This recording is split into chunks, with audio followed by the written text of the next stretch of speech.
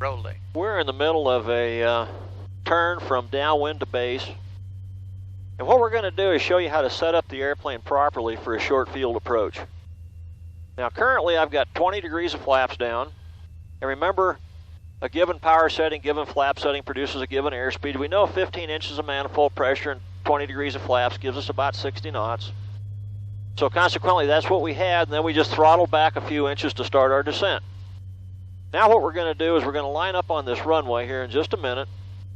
We're going to slow the airplane to about 50-55 knots, and it's really a windy, turbulent day. So normally I carry just a little bit of extra speed on days like this, about half the gust factor, and we're 20 gusting to 30 today, and it's a little bit of a crosswind. So we're going to line up on this runway, just like we're doing. We're going to get us a stabilized approach.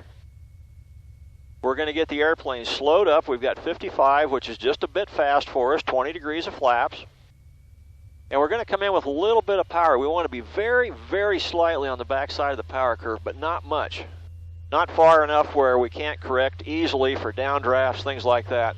But being a little bit on the backside gives us more instantaneous control, so if we want to come down, we just throttle back and we have an instant rate of descent.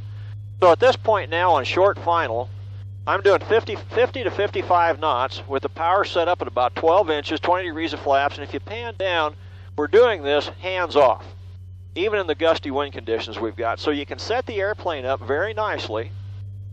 We'll just go ahead and step it on down. We're going to bleed off that excess speed. I'm 45 knots now, which is about right, even with the wind. And you see we've still even got some float. So at 45 knots, you're not dead in the water. You can play with it a little bit. Just step it on down nice and easy. Like I say, pretty gusty. And we're down in 150 feet. That's how you set up a proper approach in one of our airplanes.